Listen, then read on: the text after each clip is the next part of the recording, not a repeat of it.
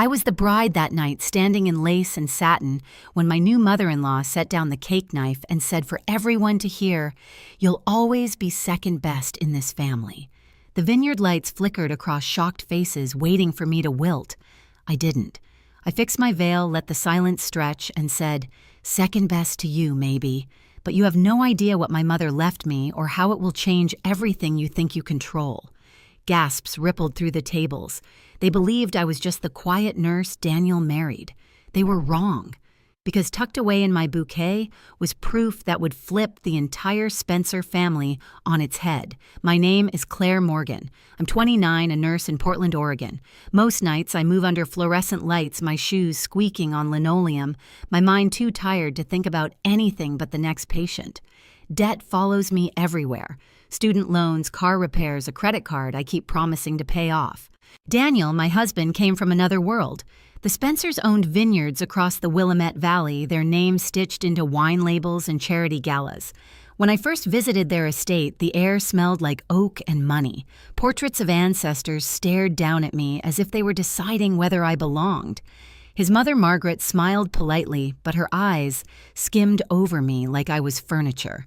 "Daniel's nurse," she said to every guest, "never Claire." She compared me to Olivia Whitmore, the banker's daughter Daniel once dated, educated, poised, rich. At dinners, she'd swirl her wine and ask, "Have you heard from Olivia lately?" Daniel would clear his throat. I would sit quiet, pretending not to feel the sting. It wasn't the first time I'd been invisible. Growing up, I had an older brother who got everything new while I got the leftovers. When he brought home a C, my parents said, "He's trying." When I got straight A's, they said, "That's expected." Once they forgot me at soccer practice. Sitting alone on the cold bleachers, I learned early what it meant to be second. Only my mother saw me.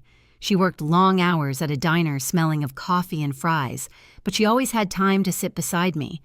One winter night, she handed me a small wooden music box carved with flowers. When someone tries to make you feel small, she whispered, "Remember what's inside this. Someday, it'll protect you." I didn't understand then. I do now. Years later in the ER, Daniel rushed in with a coworker who had collapsed. Afterward, he insisted on buying me coffee. He asked about my life like he truly wanted to know. That night, for the first time in years, I felt seen. When he proposed, I thought love would bridge the gap between us. It didn't. At our engagement dinner, Margaret raised her glass not to us but to the Spencer legacy. She seated Olivia next to Daniel, laughing at all his jokes. I focused on the food, pretending the roasted salmon and lemon risotto didn't taste like ash. Wedding planning became another reminder of where I stood. The Spencers chose the vineyard, the string quartet, the caterer. They left me the crumbs, napkin colors, shoe choices. When I suggested a photographer I liked, Margaret said, "He's not timeless enough for our family." She even pushed a prenup across the table, calling it a formality. Daniel said we didn't need it, but I saw hesitation flicker behind his eyes. Meanwhile, I worked double shifts to pay for my share. I found my dress on clearance, altered it myself at midnight, skipping lunch to save for flowers. They called it the family fund when they paid for everything on their side, but that door never opened for me. At Thanksgiving, Margaret carved the turkey while telling everyone how Olivia's thriving, she's glowing. Guests smiled awkwardly. Daniel squeezed my hand under the table, but nothing could quiet the sound of her voice, drowning out mine. Whenever I felt erased, I'd touch the music box hidden in my nightstand, tracing the carved petals. Sometimes I'd wind it just to hear the melody soft and haunting, like my mother reminding me, "Don't let them write you out of your own story." One night, as we finalized the wedding menu, I overheard Margaret on the phone in the kitchen. Olivia was always the one. "This girl, she's temporary, second best." Then she laughed, brittle and mean. I stood in the dark hallway, my hands gripping the railing. For a moment, I wanted to run, leave the house, the family, all of it. But something hardened in me instead. I whispered to myself, "Not this time." That night, I opened the music box for the first time since my mother's funeral.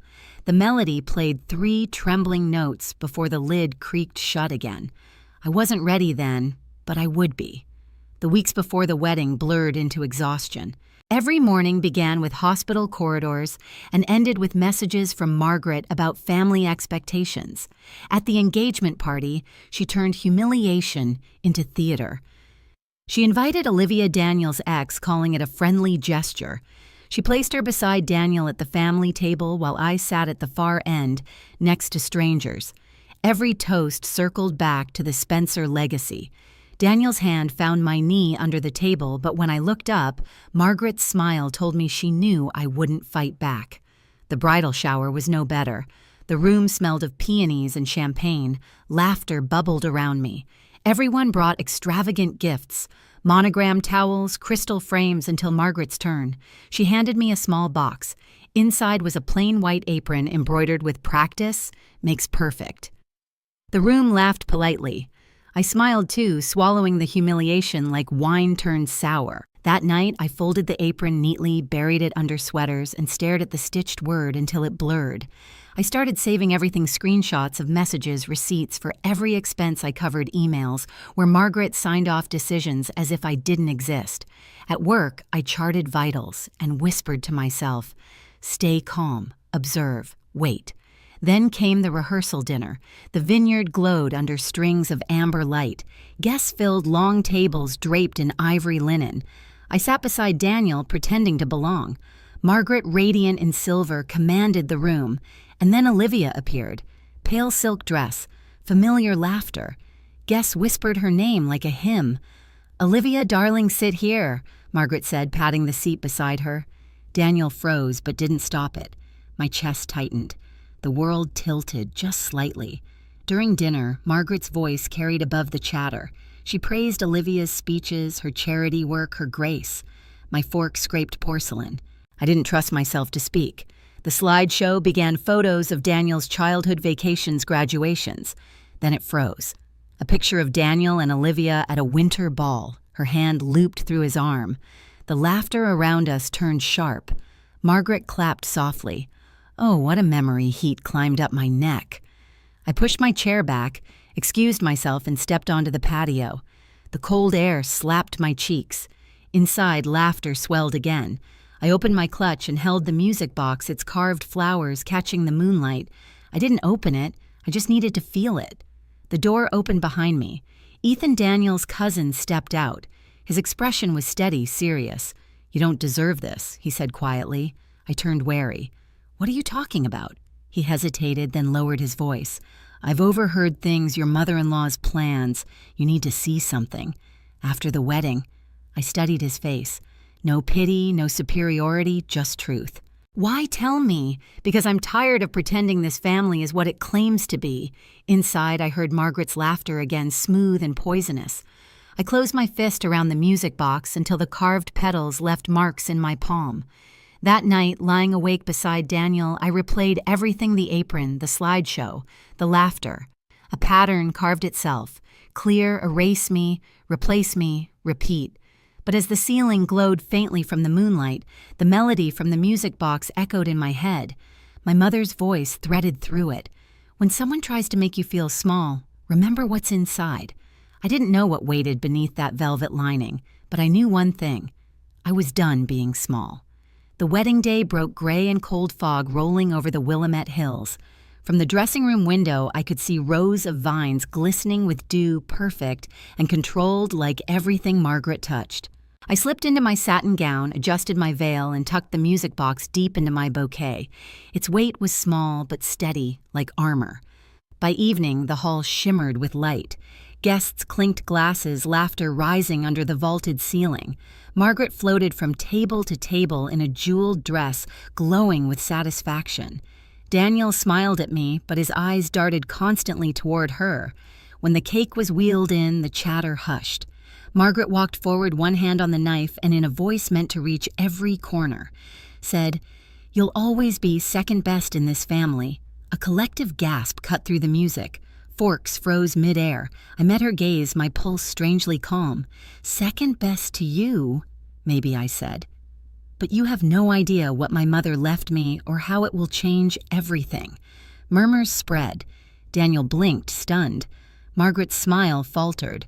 I turned and walked out, bouquet in hand, through the hall of whispering guests. In the bridal suite, I set the bouquet down and opened the music box. Inside lay my mother's folded letter and an iron key taped underneath. Her familiar handwriting steadied me. If you're reading this, you're facing people who would rather erase you. Remember, your place here was paid for long before they decided you didn't belong. Attached was documentation of her investment in the vineyard made years ago with Daniel's late father, proof that I owned part of what they called their legacy. When I returned, Ethan was waiting near the projector. Our eyes met. He gave a small nod. The lights dimmed. The slideshow flickered, then changed. A recording played Margaret's voice, crisp and undeniable. She'll never be one of us. The prenup will cut her out. Olivia was always the right choice. Gasps swept the room. Daniel's jaw tightened. Margaret stood frozen color draining from her face. That was taken out of context, she stammered. No, Ethan said evenly. That's exactly what you said. I lifted the music box, the letter visible in my other hand. My mother saw through this long before I did, I said. She left me her shares in this vineyard. I'm not second best. I'm part of this place, whether you like it or not. The hall erupted, half shock, half disbelief. Margaret tried to speak, but her own voice still echoed from the speakers, shredding her poise. Daniel looked between us, realization dawning. I stepped down from the platform, my bouquet brushing against my dress. This story, I whispered to myself, isn't yours to write anymore. And for the first time that night, the silence that followed felt like freedom. The next morning, the vineyard was still. The only sound was rain tapping against the glass, washing the glitter and gossip away. Daniel slept beside me, but I couldn't. I sat on the edge of the bed, the music box in my lap, my mother's words looping in my head. You are not small. By noon, I was driving back to Portland, the fog curling low across the highway. I stopped at the downtown bank, handed the iron key to a clerk, and followed him into the safety deposit vault. Inside the box were neatly stacked papers, ownership documents, signed contracts, proof my mother had invested in the Spencer Vineyard decades ago. Her handwriting covered the margins, clear and deliberate. That afternoon, I met with a lawyer. She skimmed the pages, then looked at me. These are legitimate, she said. They give you legal stake and leverage. For the first time, I exhaled without shaking. Within a week, I moved out of the Spencer estate and into a tiny apartment above a cafe downtown. It smelled of espresso and rain, and it was entirely mine. The music box sat on the nightstand, the melody softening the hum of the city outside. Then came Margaret's retaliation voicemails laced with faux concern, long emails dripping with guilt. You're tearing this family apart, she wrote. Daniel doesn't deserve this embarrassment. I forwarded them all to my lawyer. Soon, news traveled faster than she could contain it. The board at her charity heard the recording from the wedding. Sponsors began pulling back. Margaret Spencer, the matriarch who demanded perfection, was suddenly a scandal. Daniel showed up at my door one rainy evening, shoulders hunched, tie loosened. I didn't know, he said quietly. Not about the prenup, not about Olivia. I should have stopped her. I nodded steady.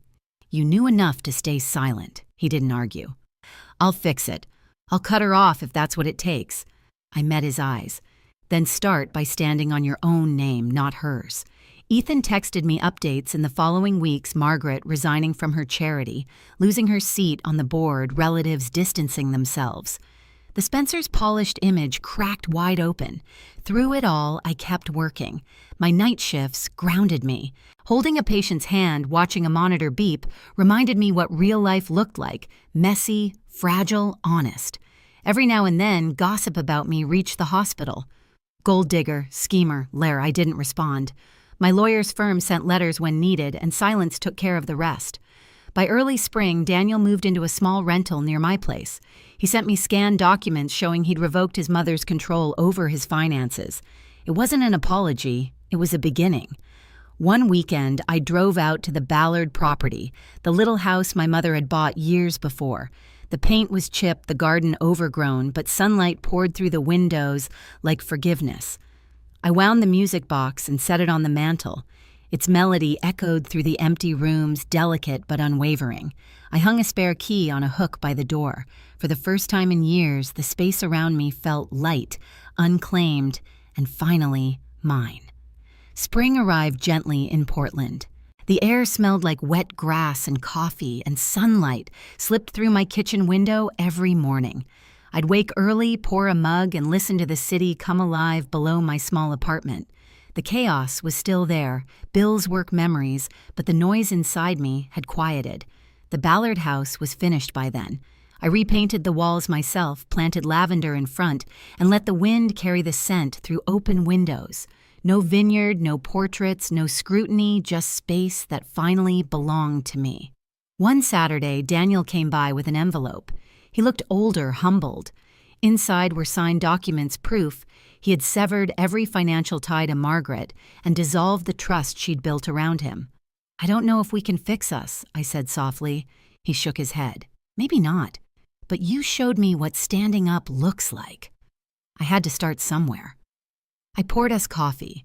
We sat in silence, not as enemies, not quite as lovers, just two people letting go. That evening I opened the music box again. The familiar tune filled the room, but it sounded different, no longer a reminder of pain, but of strength. I slipped a folded note inside, written in my own hand. "Don't let anyone tell you you're small. Don't let them make you second best. Walk away if you must. You'll be fine." I closed the lid, let the melody play, and watched the last light fade across the wooden floor. For years I thought family meant belonging. Now I know it means respect, and when that's gone, you have every right to leave. So if you've ever been told you don't belong in your own story, ask yourself, would you stay quiet, or would you stand and walk your own road? If this story hit close to home, share your thoughts below. Have you ever had to walk away from your own family to protect your peace? Don't forget to like, subscribe, and stay for more family revenge stories that prove silence can be the sharpest answer.